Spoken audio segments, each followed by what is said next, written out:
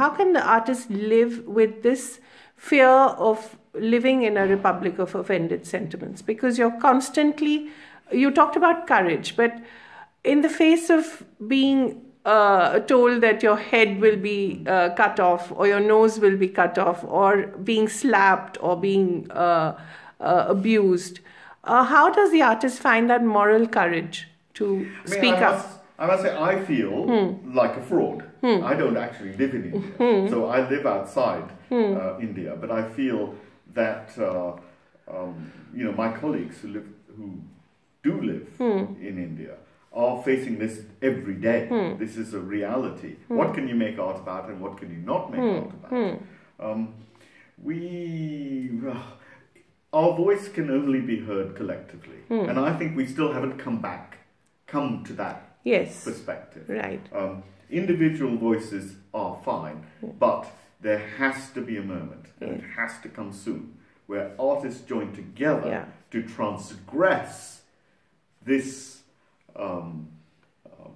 the project that builds fear, that says, so this is it's in the urgent remaking of civic space, societal space. We have to do it urgently.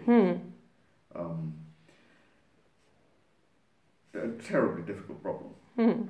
We have to be better organized than they are. Yes, in other words. Which is quite tough, given that the scale of their army is quite considerable. Correct. But all these parades are led mythically, and martyrdom may be a mythical possibility. It's weird, that, isn't it? Because it's not in the actuality that we're going to win such a battle. It's mythical. It's the sense that when enough voice says no, then it must be listened to.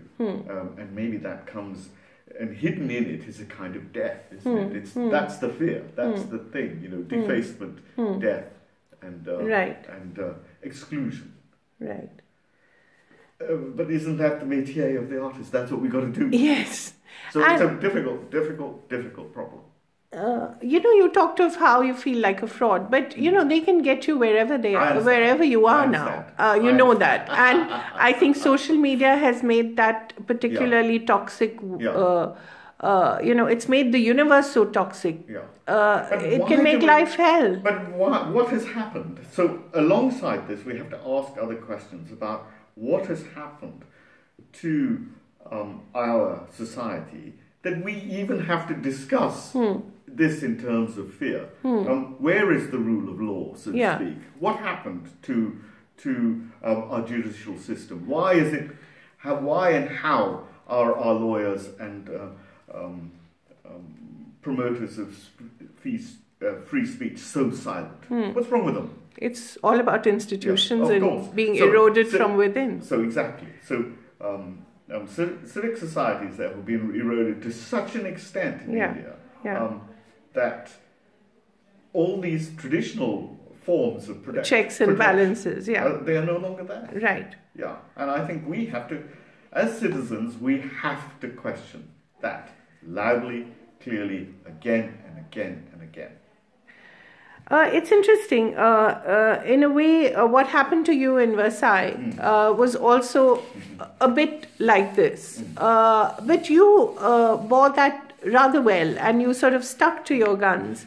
And but it wasn't a very easy time for you. Do you want to talk a little about that? Sure. Because it's all about, again, offending people that you didn't have a clue. I mean, the world context in this sphere is very odd. Yeah. That it does say something about the mythic power of art. That it's necessary to blow up the Buddhas in Bamyan. Yeah. It's necessary to take apart Nimrud and the sites in Iraq and so on.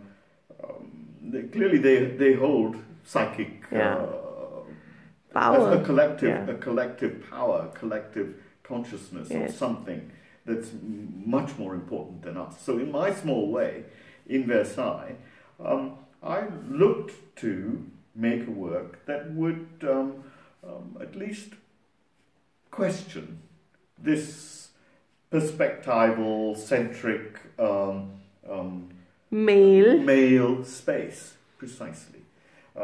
And in so doing, I mean, all I did literally was to make an object that was like this. Yes. Yeah, it's and might as well be. Yeah, it's not that different. Yeah. There's a kind of front on it, but it's not that different. It's not phallic, but it's not particularly vaginal or sexual. Not particularly. Yeah. But somehow it got named as the Queen's vagina. Queen's vagina, a female object. Yes. In other words. Now, we live in cities full of male objects. Yes. Full of phallic projections. Absolutely. Everything is standing up. Has anyone ever protested against a phallic object? Yes. No. Never. So, here in Versailles, we think of this sophisticated France. Yes. In Versailles, a female object, once it's named female, whether it is or not, it's not particularly female, but once it's named female, it becomes a site for abuse. The first time it was abused, abuse meaning someone wrote graffiti all over it, I did the normal thing, which is to remove the graffiti. 2 or 3 days later, somebody, whatever, I think it was internal, but anyway, whatever, they did it again, much more viciously. And it racist, was about anti-Semitic, deeply horrid. Right. I decided that since this was the will of the object in a way, in a psychic language, the will of the object, to leave it there. Okay, you want graffiti on it? Let's leave the graffiti. Let's make the graffiti. I say the graffiti is part of the work.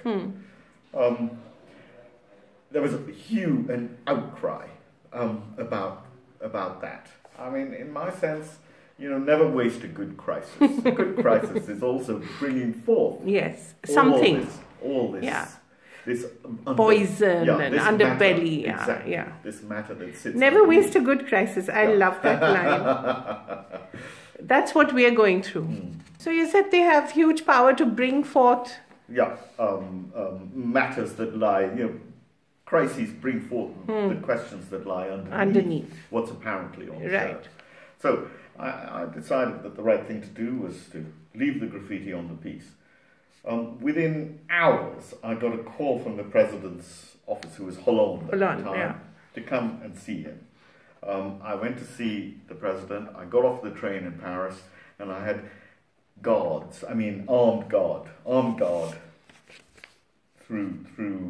I was on my way to Lyon. So I went to see the president first. Armed guards with me the whole trip. So I went to see Hollande, and we had a long discussion about whether the state has a role in protecting culture. And in the end, the president said to me, "No, Mr. Kapoor, I can do nothing." I put it, of course, in the context. The Buddhas had been blown up a couple of years earlier. Nimrud had happened 2 weeks before. Right. I put it in the context. I said, will you, Mr. President, call on public intellectuals and others in French society to stand up against the abuse of culture in this way, cultural objects in this way? "No, Mr. Kapoor, I cannot do such a thing. You have to do that." A few days later, I suddenly got a court summons saying, "Mr. Kapoor, you are displaying objects that promote anti-Semitism and etc., etc., etc." Have you gone crazy? Somebody else writes graffiti. I decide to leave it there, and you take me to court. Anyway, we went to court. We lost the case in 5 minutes, and I kid you not, it took 5 minutes. You lost it? Lost the case. I didn't know this part of the story. Exactly. So we lost the case in 5 minutes. They didn't even want to hear. In the meantime, of course, I had been on to the police to try and find out who had done this, what is it. After all, it's a work that's been damaged. There are insurance questions, all sorts of things. Nothing was done. The police did zero, I think, under instruction. So it was as if there was a kind of collusion in the way that it was all dealt with. The first thing they did then, we lost the case. I said, I refuse to remove the graffiti. I'll leave it there anyway. The authorities in Versailles put like a parda, black things. So suddenly these became hilarious objects in parda. Objects in parda. Ridiculous. I decided that the only way I would let this happen, this go forward, was to find an internal language. I refused to remove the graffiti, and then we eventually covered some of the graffiti, small parts of the graffiti, in gold leaf, since gold leaf, of course, is the language of Versailles. So we covered some of it in graffiti, and that's how the work remains to this day.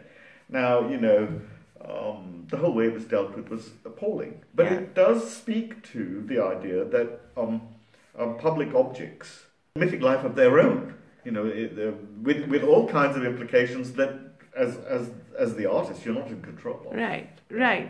Which is wonderful, but it's also terrifying. It's tragic. Yeah. It's tragic. No, it can be wonderful because, right. For instance, I've seen the bean, or as it's called, the bean. I mean, you see the reactions of people to it. It's so lovely, you know, whether it's children or whoever. They're just, it's an object that can evoke so much awe and wonder. So it's not that it always has to be. You're absolutely right. You're absolutely right. I mean, I think public objects are very important. As an act of solidarity as well. Precisely. Act of communal kind of engagement. Yes. So, which brings me to possibly my last question. When are you going to do something in India which can be such a symbol of sort of bringing people together at one level, and also sort of offering a protest of sorts? Some few years ago, I was asked to make a monument in Dandi at the end of the Gandhi Sword March. Now, you will understand immediately that the project was cancelled. When this new government... Once our current regime what a pity. entered the scene. It was cancelled.